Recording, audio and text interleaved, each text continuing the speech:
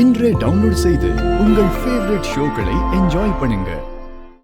சிவா, மாமா வந்துட்டாரு, வாங்க போய் பார்க்கலாம். இல்ல வேண்டாம், போக வேண்டாம். ஏன் போக வேண்டாம்னு சொல்றீங்க? அவரு ஜெயில இருந்து ரொம்ப நாள் கழிச்சு இப்பதான் வீட்டுக்கு வந்திருக்காரு. அதனால இங்க இருக்க எல்லாரும் இத்தனை நாளா அவர் எப்படி எல்லாம் மிஸ் பண்ணணும்னு சொல்லி ஃபீல் பண்ணிட்டு இருப்பாங்க.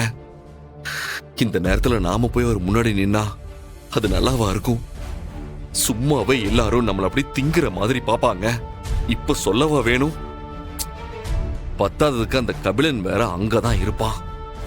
என்ன பார்த்தா கண்டிப்பா அவன் அப்செட் ஆவான். எதுக்கு இதெல்லாம்? விடு, இப்ப இல்லைன்னா என்ன? அவர் இந்த வீட்டுல தானே இருக்க போறாரு, பொறுமையா பாத்துக்கலாம்.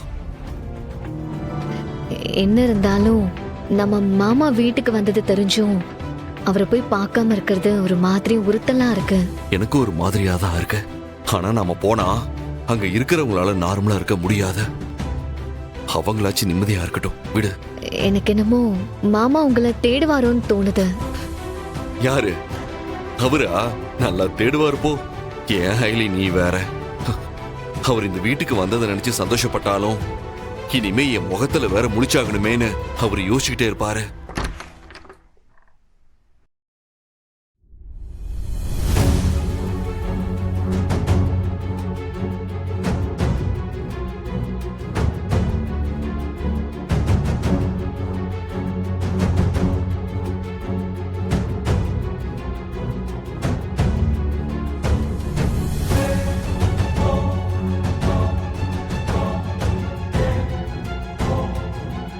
வாங்க மாமா.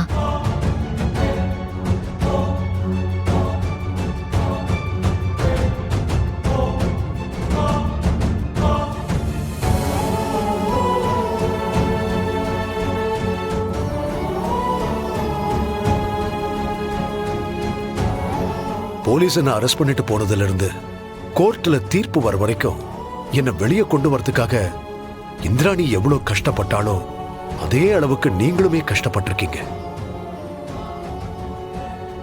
எனக்காக நீங்க என்னெல்லாம் பண்ணிருக்கீங்கன்னு எனக்கு தெரியும். இதுக்கு எல்லாமே காரணம் நீங்க என் மேல வச்சிருக்கிற அன்புதாங்கிறத நான் புரிஞ்சுக்கிட்டேன்.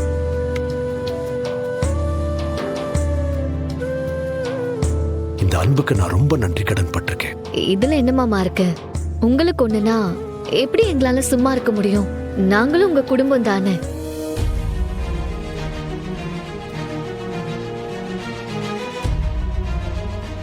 மாமா, ரித்திகாவோட அக்கான்ற முறையில நானும் உங்க குடும்பம் தானேன்னு சொன்னேன்.